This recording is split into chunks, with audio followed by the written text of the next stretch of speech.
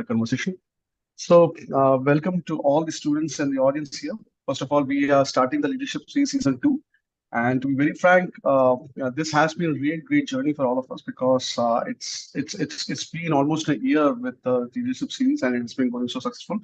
With the Season 2 commencing now, we have our new guest, Ms. Devyani Rai. She is the Chief People Officer of Pizza Hut. She has been part of the Infosys, Kotak Mahindra Bank, and Whirlpool Corporation, and now Pizza Hut. And to be very frank, this is a really great time and interaction for us and for our students and for our university collaborations, so that we can understand exactly how the industry is working now in terms of the business, the people, and strategy. And that's exactly the main intention and theme of this leadership series. With this, let me give a great welcome to our new guest, Devyani Rai. Devyani, first of all, to make people much more, aware of exactly your journey in the career perspective. So, if you can give a brief, short description of exactly your journey in the last decade. Sure, Akhil. So I have, it's an interesting question, and I've been thinking, it makes me go back to the last 11, 12 years of my career and how I started. So I'll just be very quick because, again, as I said, it's a long journey. But I started it as a management trainee from campus in Infosys. Infosys was the first organization, a huge organization at the time I was there. It was already 1 lakh plus employees. So it was like a town in itself, right? It was like a township. We had campuses, we had facilities, we had literally it was like a living together kind of a campus. Being an HR for so many people was a very very different experience, especially when it was your first experience, right? And what I learned there was how to ensure that I am able to take care of 1,500 plus 2,000 plus employees sitting out of one location and looking at other locations as well. I was managing something called talent planning and deployment. I was also the HRBP for one of the units that we had, which was spread across India. So there was a lot of traveling.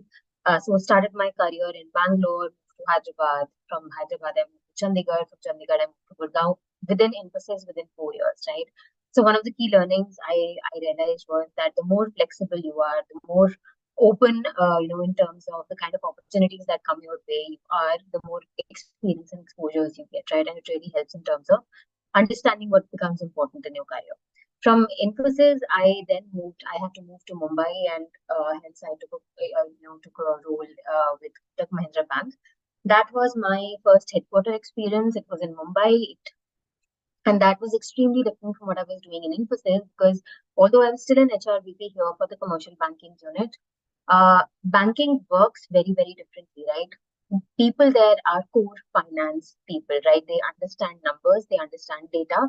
They do not understand qualitative interventions until and unless you show them what is the productivity, what is the benefit that's going to be coming out in terms of numbers. So that is where I understood what it means to be a data-driven organization, what it means to understand what HR analytics is and how things work in terms of influencing leaders to be able to take in HR initiatives when they may be focused on business and not only people, right? And from there, Kotak, I was there around 3 years, after which I moved to Gurgaon and joined Whirlpool.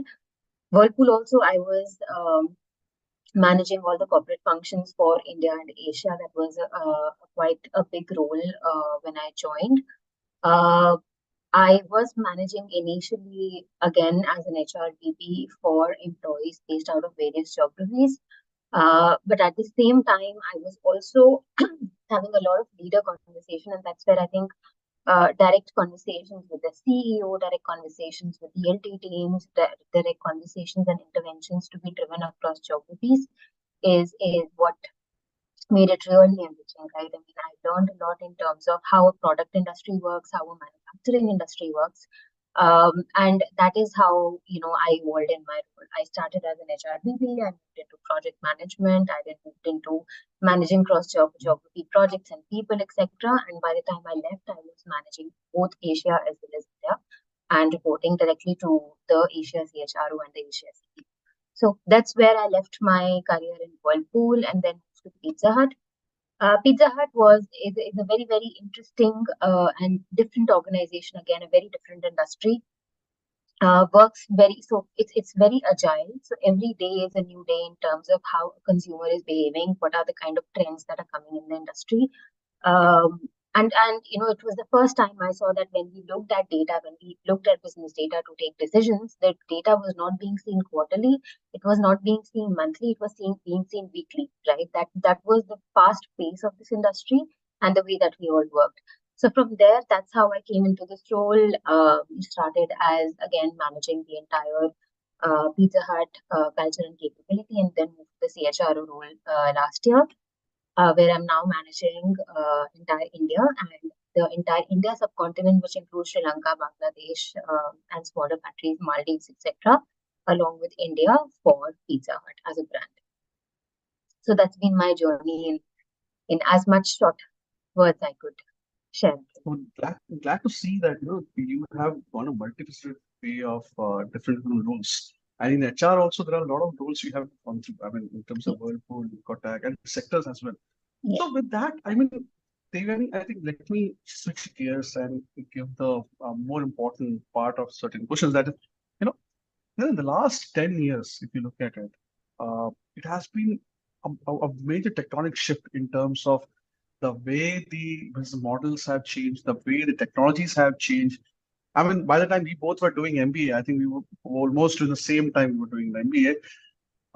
The kind of companies we used to dream for, or the startups we wanted to get for, has some of them have vanished, and oh yeah, now you see a new set of new leaders have come up, which is not the case 25 years back when people doing MBA. They know this is ITC, this is data, this is land, this is exactly they want to move on.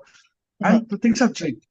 You have been in banking. Banking, especially our demonetization, has changed a lot in terms of the customer, the way the customer has been handled, the way the operations have been handled. Whirlpool, Pizza Hut, we look at. So the point is, especially the COVID, which has hit in 2020 to 21. But more important is, if you look at the business model, it has shifted from 20 to 24. All 4 years, the COVID has literally made sure that there's a lot of change in terms of the way people look at it, the way the customer, the way the stakeholders all look at it. So, what is your view in terms of how much COVID has changed the business landscape in front of you? That's a very interesting question, Akhil. And one of the major things that I've observed, right, and I don't even have to think about it, is how organizations now have become much more risk averse as compared to the way that they used to take risks before COVID. People have become very, very rational when it comes to productivity and spending money. Money is not now, there is no organization called a cash rich organization anymore, right? However well they may be doing, they are going to be thinking a lot before investing in any intervention, whether it is people or business, looking at the kind of ROIs it draws. So there's going to be a lot of scenario planning, there's going to be a lot of influencing, there's going to be a lot of historical data mapping that needs to be seen to understand if the money that is going to be spent on anything, is it going to give me an ROI or not, right? That is, I think, one major change that I've seen where we were okay with, going ahead. If there is a marketing fund, let's leave it on X% to ensure that the marketing fund gets used for different campaigns, right? But today there's a lot of analysis being done in terms of where do we invest money to get the maximum, views, to get the maximum customer representation? How do we ensure that in X amount of money we get X square amount of ROI, right? So that's one thing that has come up, which is extremely, extremely true, and it is extremely true across organizations. It's not about that this is being done only within a particular industry. It's there across product industries. It's there across service industries, and that's why you see a lot of organizations also being very lean in terms of how many people they have now, right? We used to carry a lot of buffers when it came to people, when it came to roles. Most of the organizations are becoming much more leaner when it comes to the kind of people that they have, the kind of roles that they have in the organization, and to ensure that there is no duplicity of work that's happening. And that's something that happened post COVID very, very clearly. There were organizations which restructured. The reason was that there were roles that were duplicate. There were people who were doing similar work. And a lot of organizations decided that this is the time when we would want to understand if we can remove certain people and still have the same kind of productivity in the organization. So I think that is one thing that, really changed. One of the other pieces that I saw was how do you balance your long-term vision, where you want to see the organization versus short-term profitability, right?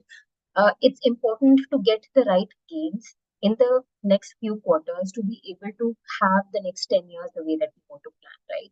So that's the kind of challenge. It's a chicken and egg story. You have to maybe take certain risks to ensure that you stay true to your vision, but at the same time, you're able to be profitable, you're able to get the kind of targets that the business has given.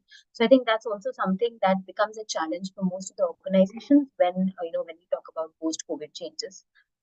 Uh, I've seen a lot of organizations investing in systems post-COVID, right? There were organizations which were extremely okay with having manual processes. There were organizations that were okay with somebody managing manually on an Excel certain pieces when it came to employees, certain pieces when it came to sales, certain pieces when it came to data analytics.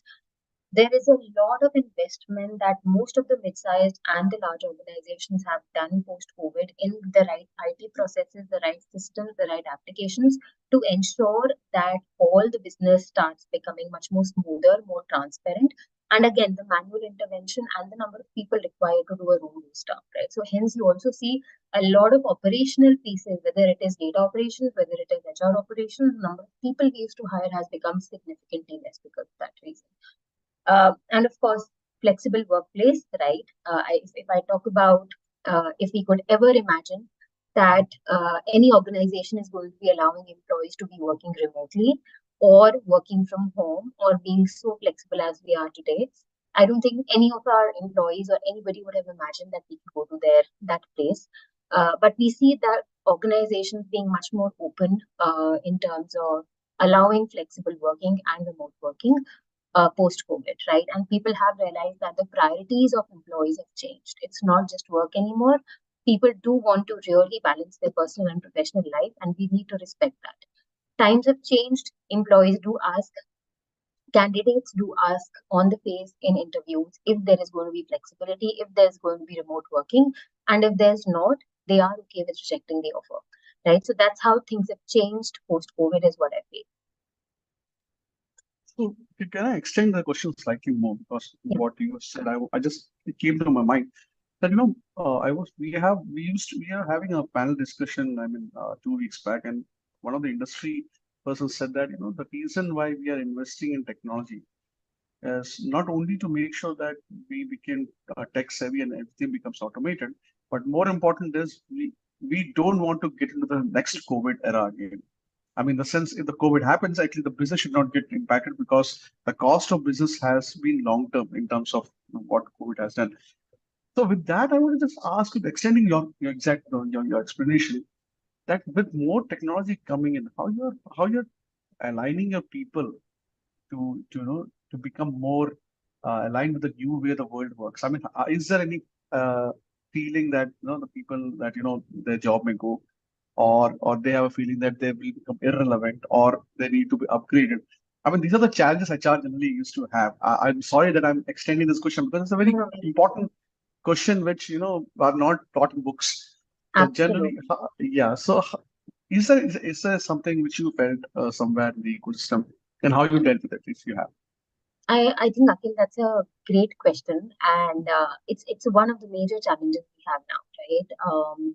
We have to have every person who knows how to use a laptop and be tech savvy, which was not a requirement earlier, right? Today, I would want that if I give an application to all employees, I roll it out, whether it's a sales application, whether it's a finance application, whether it's an HR application, people should be tech savvy enough to be able to understand how and what to do in those applications, right? And that's a major challenge, especially in India. We do have people, and we most of the organizations too, where people are extremely fine with working offline, working on an Excel, working on having decisions offline. But as soon as you try to put a process around it, there's a lot of hesitation in terms of how that's going to be working, especially if things have been working fine, right? The one question that always comes is, why do we need a system when everything's been working fine? I mean, why are we investing? Why are we putting money? The reason is one, uh, so yes, you really need to one ensure that everybody is trained enough on applications to be able to do that. Secondly, they be open enough and they start seeing the benefits around getting an application or a system versus doing something offline.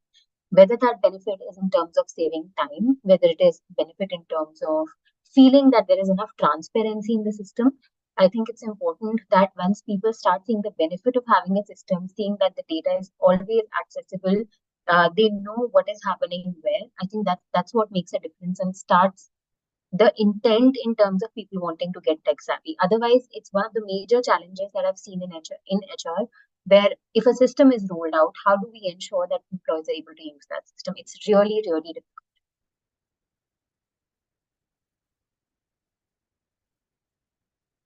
So, Devyani, I think with this, let me go back to Pizza Hut. I would say that the main core company of yours. So, I mean, whatever we have said right now, even the COVID, the technology, I think Pizza Hut is not some company which is not only affected with all those things. They also will be focusing on making sure that you have more technology coming into picture, and they will also be focusing on sustainability in terms of how they can have a long-term business growth. So, I want to have a two-way view of yours. First is the main core activity of Pizza Hut, if you can explain. I know that the consumer knows it, the audience who are here, everybody knows Pizza Hut, but just to give a more clarity to it, because nobody knows Pizza Hut much like a company. I mean, they know from the food they eat. I mean, so if you can just elaborate exactly how the Pizza Hut works, and what is the long-term strategy now they have in terms of how the business will be in the next 10 years. Absolutely. I think, Akhil, one thing that everybody knows about Pizza Hut is that our core product is pizza, right? We don't mince words; it's there in our name, right? So we're very clear that we are a pizza organization. That's the main core value that we have, right? That all of us get together and we make great pizzas. We make one of the best pizzas in the world, right? And that's the kind of vision that we want to have, that we become one of the best pizza companies in the world, right? Now, how do we do that?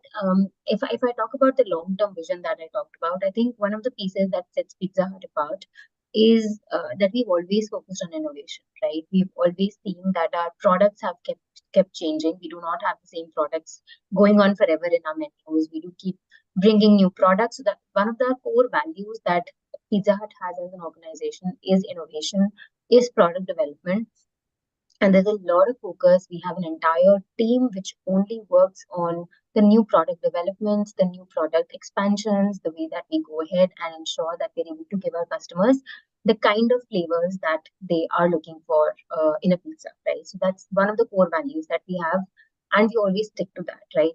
If it's a bad year or a good year, it does not change, right? Our menus do not remain stagnant. However, we are doing in terms of sales, you will always see new pizzas, new flavors coming, right? And that's what I believe sets us apart from the major food chains, pizza food chains that we have, our competitors that we have, that we continuously keep innovating. I think the other piece which I personally feel is great in Pizza Hut is that employees come first, right? And that is seen. It's very easy to say that, but believe me, when I've worked in different industries with different people, whether it is banking, whether it is Whirlpool, whether it is IT, uh, this this organization, when it says people come first, people do really come first, right? And that's the major difference that I see, and that's something that the employees that are working in the organization also see, right? We do not have too much attrition. We have a very, very low attrition. We have people who stuck with us for 15, 20 years. Our average, maybe the tenure in the organization is 5+ years, which is very, very difficult to achieve now with the kind of opportunities we see in the organizations and in the marketplace. So I think that's one thing that has set us apart always. We've always seen that uh, employees become the backbone of the organization. We have a very lean team, but those lean team members are subject matter experts and are highly valued in the organization. So that's, I think, again, something that is a strategy. It's always a conscious choice to ensure that any decision that we're taking, whether it's a business decision or a people decision, it is the people who come first and not only the business, right? And that's something that is driven by the leadership team very, very closely. And I think the last one, I think, is agility. I think it's extremely important in today's world to be extremely agile when it comes to decision making and execution, right? If we only have conversations in the boardroom and it doesn't go out, it doesn't get executed on time, we majorly lag from our competitors if we do not, or we are not agile within the industry. I think that's something also that is a long-term vision for Pizza Hut to become sustainable along with being extremely agile in the marketplace. Okay, thanks, Devyani. So with that, I would let me extend this question again that, because you're talking about people comes first. So being cost conscious as well as after COVID, being cost conscious and also to make sure that everything you do has a return on investment. Is there any change in hiring strategy which has happened in the last five years? I think one of the pieces that I already mentioned, Akhil, is going to be is around the flexible work, right? I think most of the organizations have become open about actually exploring roles which can easily work remotely, right? You do not want to have everybody being in the organization. From a cost perspective, also, it makes sense because then you need smaller offices, right? You do not need large workplaces if you have remote working, which means the saving cost in terms of infrastructure. So I've seen a lot of organizations which have really thought through about what it means to have employees working from home versus working from office. Most of the organization have taken, a hybrid model where you have some days of working from office and some days of working from home. And I think it's working well. There are organizations, of course, where you cannot have that. For example, manufacturing, right, where you physically need to be there in the manufacturing bay for the product to be made, right? So there are certain roles where you cannot have, remote working. But if there are opportunities, there are organizations which are really looking to explore those, right? I think the second thing that I've also observed is that when we used to take interviews, career gaps used to be a big thing, right? People really were worried about a career gap being seen in their resume. I've seen that trend going away now, right? We have candidates who are very clear about having a career break, and organizations are extremely okay with it, right? It's not that a career break means that there's going to be something a loss to an organization. Talent has become short nowadays, and hence you see the way that interviews and interviewers used to view career gaps has changed now, right? So if a person has the right skill, they have the right talent, they show the right potential, that is what matters more than a career gap, and that's something that's changed for the better. The third, of course, is I've seen that the employees now have become much more important than the employer, right? And that's where I said that, there are candidates who will be very clear about their need for remote working or their need to have flexibility or their need to be there for their children or for their own parents. And they're very clear about having these conversations in an interview, right? There are no hidden areas where people are not open about the kind of needs they have personally as well as professionally. And that's a refresher, right? Because you don't have to second guess what a candidate is saying because they're being very, very clear in terms of what they want. And it becomes very easy for an organization also to take a call in terms of they want to hire that talent or not. So those changes in the interview process is also something that's changed for the positive post COVID. Of course, gender equity has always been one of the pieces that has been important, but rather than that just being a number, we do see, because remote working, flexible working has become possible, we also see a lot of gender equity happening within the organizations organically, right? Because suddenly there were roles where women were thinking if they should take it or not because they may have certain pieces that they want to balance out in their personal life. It becomes very easier to manage career and personal lives once you do have those kind of options in organizations. So that's something that's really happened well. And of course, I talked about investing in systems. That's been a beautiful thing as well. But these are the major, if you ask me, these are the major changes I've seen in terms of hiring when it comes to post-COVID era. Okay, so one question which I think I ask everyone, so I think I need to ask you as well. If you look at the last 5 years, lot of technology has become a hype. So we were Lot talking of about technology, a lot sorry, of I can tell. so there was a hype in terms of lot of technologies are coming up. Metaverse came in, Yeah. blockchain came in, etc., etc. But one which is now taking everybody's time is AI. And so just want to just get an idea that every organization I see are looking at two things: how to tackle the external AI and how to adopt for internal AI. I mean, so Yeah. is there anything which Pizza Hut is also looking at that to make sure that they can also be part of this AI world which is coming up? I think more than the brand, Akhil, it's going to be our franchisee partners because they hire the maximum volume for the stores, right? We are a franchisee model, which basically entails that our franchisee partners manage the stores, and we are the brand which helps in terms of the right numbers, the right support, and of course the right marketing campaigns. Uh, I think AI is again in a place like India, we are very select few people if you look at the kind of population we have in India, right? Even within us, if there are people who are not tech savvy and we have issues in terms of system implementation in organizations, imagine what the rest of India would be feeling when we talk about system and IT implementation, right? So AI, if you ask me, if we talk about organizations, it is a need in larger organizations where you have a huge volume of employees or huge volume of, for example, products or services that you really need to manage.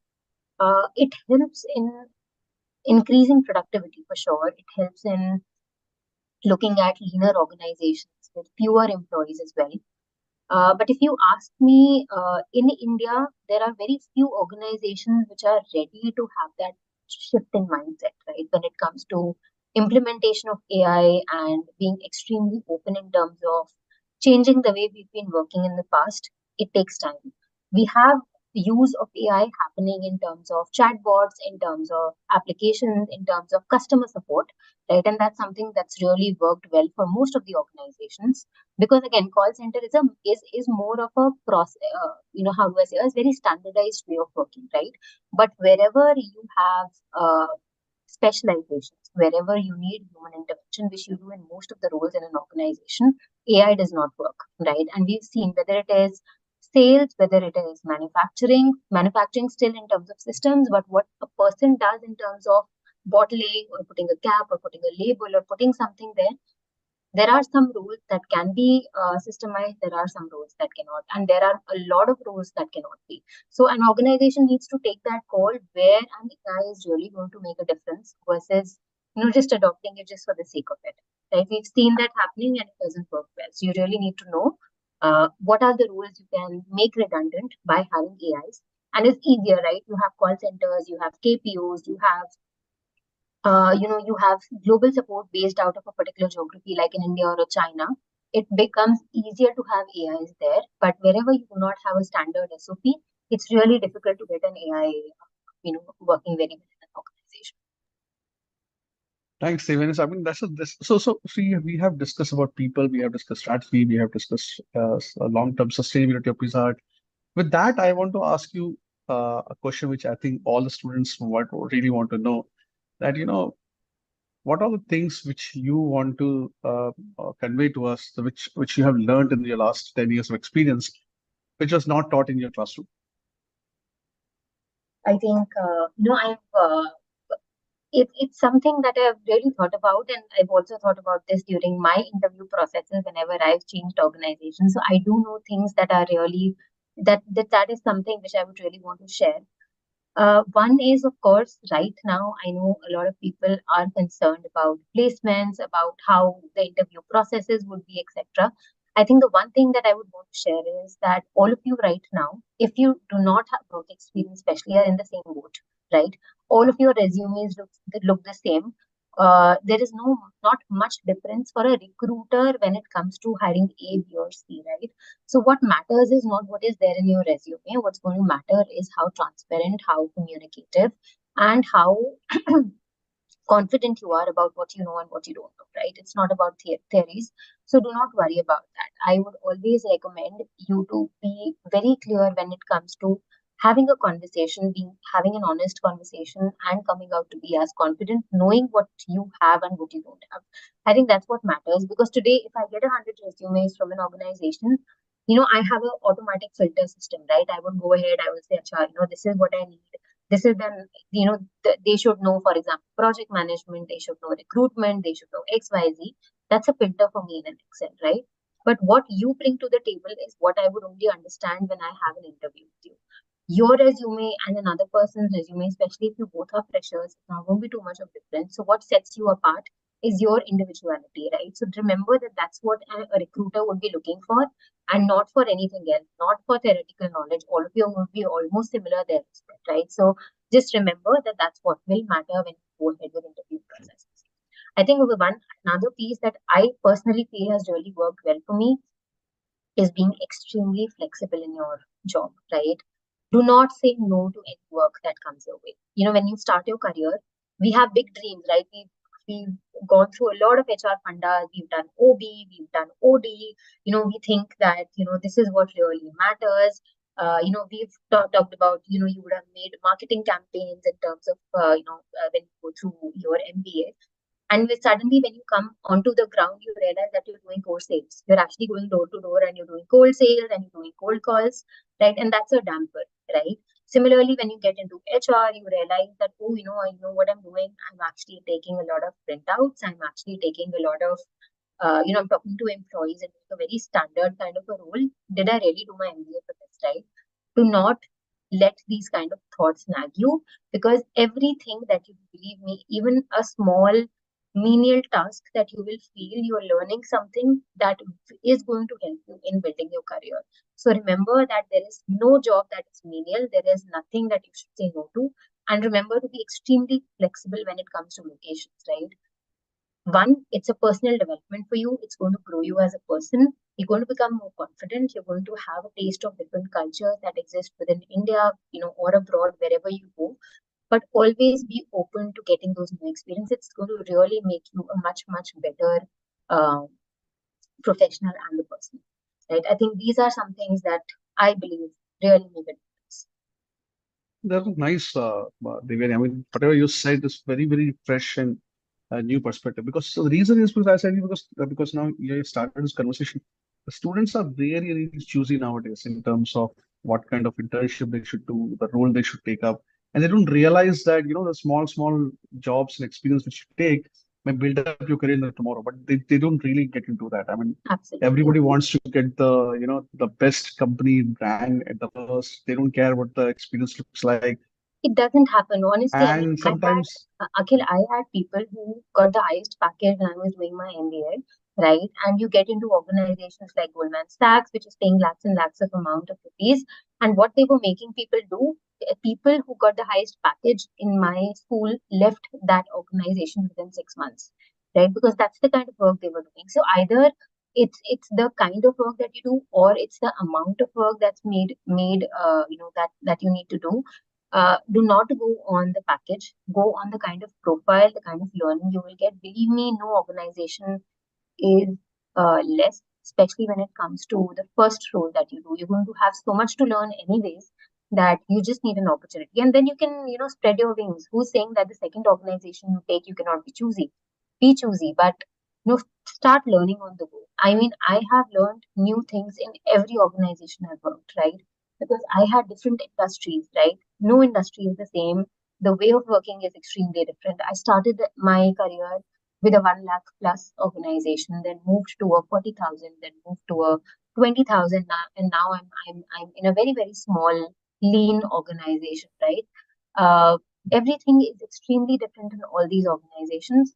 But how do you learn is when you open yourself up to a challenge. If you do not go out of your comfort zone, it's extremely difficult to grow as fast as you would want to, right? And that's the secret to growing fast within your career, is what I would recommend. great, great. So Devyani, I think the good part is you have covered most of the things in 40 minutes. Sure. which is rare in Perfect. terms of most of the speakers comes in. So I'm really, really happy that you have done that. With this, I think we come to the end of this conversation. And I would say that because there are a lot of chapters you have opened, which I think you need to come to our university and discuss with our students, because I don't think Absolutely. a 1 hour webinar will be sufficient for that. And whenever you are prepared, when you're joining your office, do let me know. And I think we need to have more conversations in the university premise with the students. That will be much more important. With this, I think Absolutely. with the end of it, anything which you want to say to the students and the audience, because at this moment, if I'm not wrong, there are almost 38,000 the audience which are looking at it across Wow. schools, different Wow. schools. So anything which you want to say in terms of career success, or you think any mantra which you want to give to them? Anyways, I think I've given a lot of yarn already, but one, I'm thankful that I've got this opportunity to share my experience. It's not easy, guys. Believe me, it takes time, it takes effort, it takes a lot of sacrifices, personally and professionally, to grow the way that you want to. So stick to your path, right? It's always going to be tough. There's always going to be reasons to quit. Do not do that. The higher you go, the more difficult it's going to become. When you start, you start at a junior level, then you move to mid management, then you move to senior management. The kind of complexities that hinder you to do your work will keep increasing, right? But that's the beauty of work, right? That's the beauty. If you do not learn, you don't grow as a person.